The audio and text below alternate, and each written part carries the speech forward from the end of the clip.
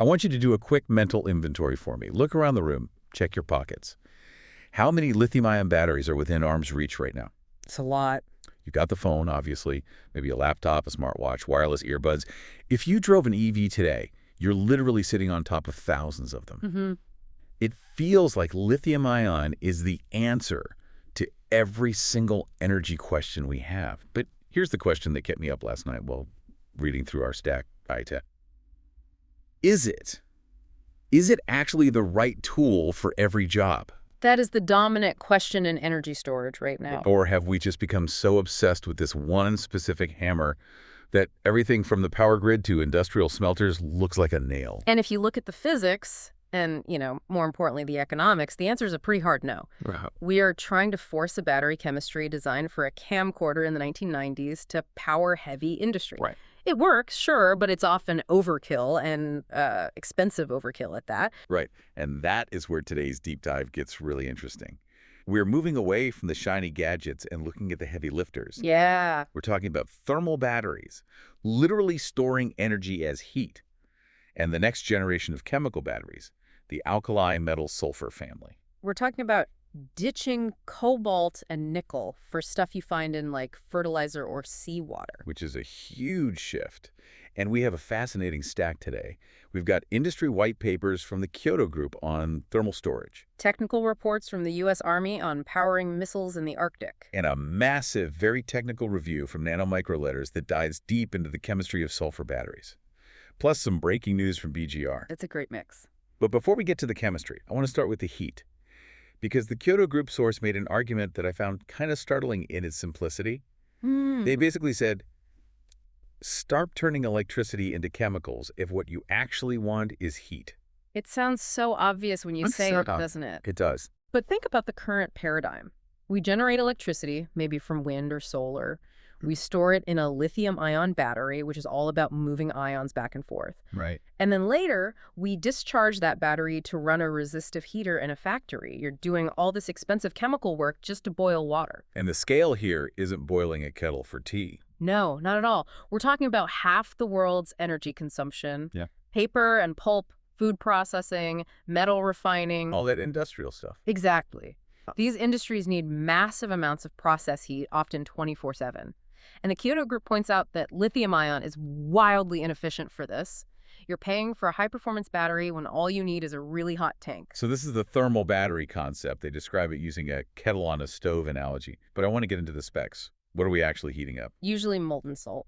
The Kyoto Group focuses on systems where they take excess electricity, say, from a wind farm at night when demand is low, and use it to heat a tank of salt up to 500 degrees Celsius. 500 degrees. That is significantly hotter than a home oven. It is. And the key is the insulation. They claim 90% efficiency.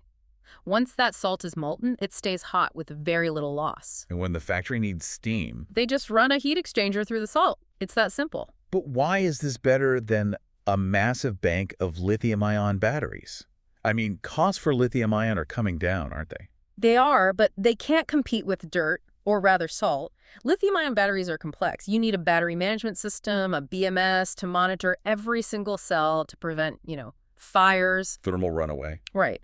And you have to worry about degradation. The Kyoto Group describes their system as having a red button and a green button. It's plumbing. The CapEx, the capital expenditure, is a fraction of a chemical battery because you aren't paying for cobalt or complex manufacturing. You're paying for a tank, salt, and insulation. That's it. So for the industrial sector, lithium-ion is just too high maintenance. It's the wrong tool. If you need heat, store heat. Now, staying on the topic of thermal batteries, the stack takes a really weird turn here. We go from a giant tank of salt at a paper mill to a report from the U.S. Army. Yes, this requires a bit of a definition shift. It seems so. They use thermal batteries too, but for a completely different reason. Right. In the military context, a thermal battery is usually a single-use power source for things like missiles or guided munitions. So they have to sit on a shelf for, 15 or 20 years without losing a drop of charge and then wake up instantly? Which a standard battery definitely can't do. You leave a battery in a flashlight for 5 years and it's a corroded mess. Totally. So the Army uses a solid electrolyte. It's often a salt mixture that's inert at room temperature. Solid salt is an insulator. It doesn't conduct ions. So the battery is effectively off. It's off. It can't self-discharge. When the missile is fired, a pyrotechnic charge, Basically, a controlled fire inside the casing melts that salt in milliseconds. Wow. And suddenly, the electrolyte is liquid, ions flow, and you get a massive amount of power. That is intense. But the report wasn't just a history lesson. They were talking about an upgrade they called the Army V8 design. What problem were they trying to solve? Power density, they need more juice. Modern munitions have more electronics, better guided systems. So they started looking at nanostructured materials, specifically iron disulfide pyrite, or fool's gold. Exactly. And nanostructured just means really, really small particles. How small? They use a process called high-energy milling to crush the pyrite down to under 100 nanometers. And why does size matter here? Surface area. Chemistry happens on the surface. If you have a big chunk of pyrite, the reaction only happens on the outside. Right. If you smash it into a billion nanoparticles, you expose massive amounts of surface area. That allows for a much faster reaction, which means more power. But there was a catch. The report mentioned thermal management failure. Right. It turns out when you make the reaction that fast and that intense, you generate a lot of waste heat. The standard designs couldn't handle it. The nanocathodes were getting so hot they were melting the internal parts of the battery. So the battery was cooking itself before the missile even hit its target. Essentially, yeah. And the voltage stability was just collapsing. That's where the Army V8 design comes in. It's not an engine, it's a thermal configuration. They optimized the end heat placement, basically rearranging the heat pellets and insulation to draw heat away from the active cells more efficiently. And the test results were pretty wild. They tested this at minus 45 degrees Fahrenheit. And that's the crucial part. Batteries hate the cold.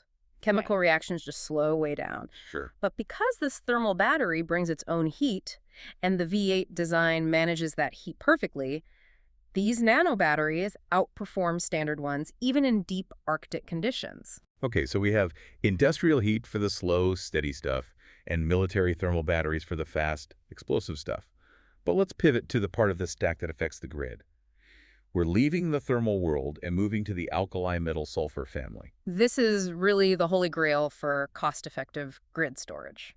The sources focus on three metals paired with sulfur: lithium, sodium, and potassium. Now we know lithium, it's the incumbent, but why look at sodium and potassium?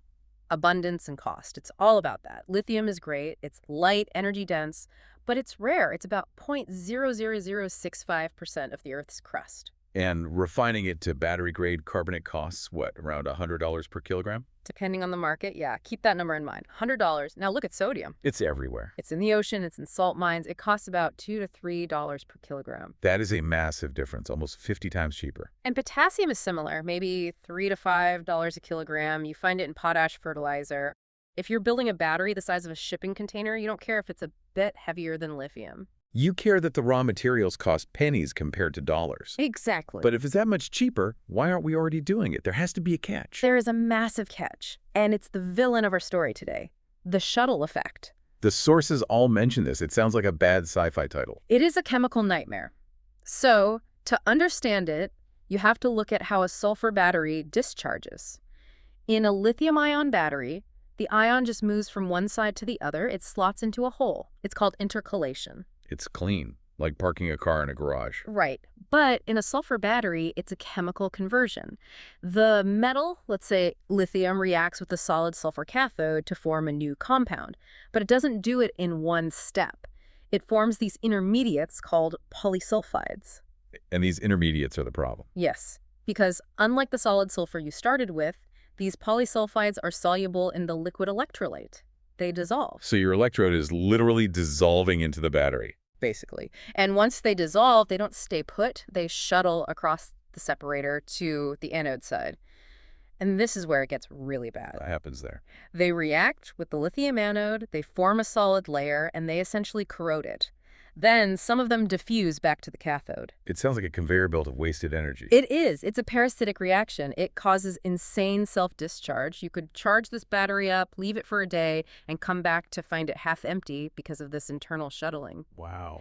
The Nanomicroletters review puts it bluntly.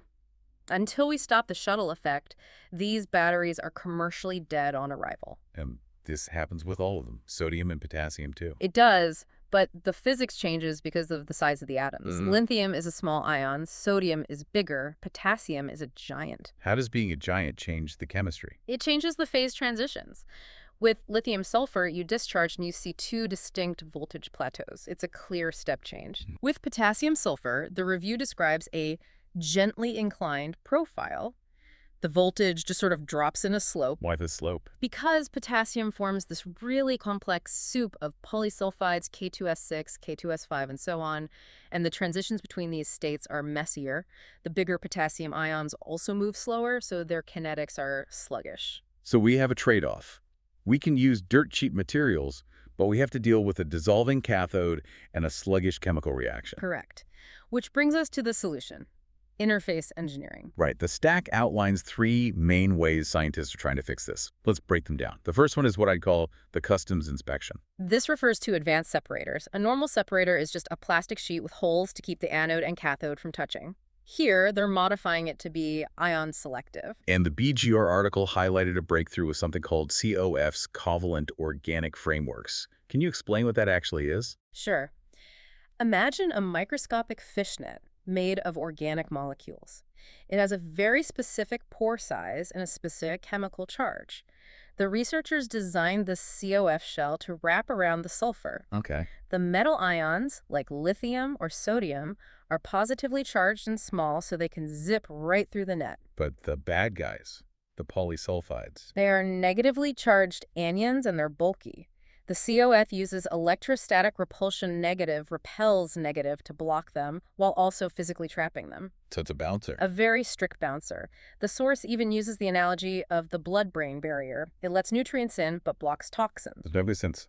Okay, strategy 2. If you can't block them with a net, you trap them. Adsorption. Right. This involves redesigning the cathode material itself to act like a sponge. You can use physical trapping like hollow carbon spheres, where you literally put the sulfur inside a tiny cage. Or chemical trap. Yes. Using polar materials like metal oxides, polysulfides are polar molecules. So if you put a polar host material in the cathode, it acts like a magnet. It chemically binds to the polysulfide so they can't float away. Now this is where I need a reality check. The review mentions studies using very unconventional materials. Cigarette filters. Banana fiber. I knew you'd flag that. I mean, it sounds a little like greenwashing. Is a battery made of old cigarette butts actually scalable, or is this just a lab gimmick? It's a bit of both. You aren't going to build a gigafactory that runs on cigarette butts from sidewalks. Right. But the science behind it is sound. Cigarette filters are cellulose acetate. When you carbonize that, you get a nitrogen-doped porous carbon structure. And nitrogen-doped carbon's good for this. It's excellent for that chemical trapping we just talked about. The nitrogen atoms help grab those polysulfides, so while the source material is a headline grabber, the underlying science using biomass to create complex carbon hosts is totally legitimate. Okay, fair enough. That leads us to strategy 3, the fast track. Yeah. Catalysis. This is my favorite approach because it attacks the root cause. The shuttle effect happens because the polysulfides hang around for too long. Catalysis just says, let's speed up the reaction. If you convert them to a solid fast enough, they don't have time to wander off. Exactly. The review discusses using single-atom catalysts, embedding individual atoms of cobalt or tungsten into the electrode. And something called defect engineering. Which sounds counterintuitive, right? Usually defects are bad. Yeah. But in catalysis, a defect, like a missing atom in a lattice, is a high-energy site. It lowers the energy barrier for the reaction. It grabs the polysulfide molecule and forces it to convert much faster. So by breaking the structure slightly, you actually make it more efficient. You optimize the kinetics, you make the reaction so fast that the shuttle never leaves the station. So bringing this all together, we started with the question, is lithium-ion the only tool? It seems like the answer is a definitive no, but the alternatives depend heavily on where you sit. It's going to be a fragmented market. If you are an industrial plant, you're going to use thermal batteries, molten salt. It's cheap, simple, 500-degree heat on demand. And if you're the military? You stick with the high-tech, nanostructured thermal batteries. You need that burst of power in the Arctic. Simple as that. And for the grid. That's where the alkali-sulfur battle will be won.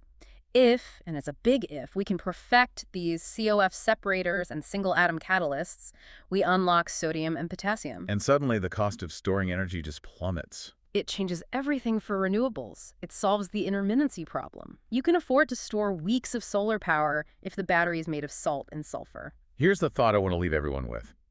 We spend so much time worrying about resource scarcity. We're running out of lithium, or cobalt is unethical.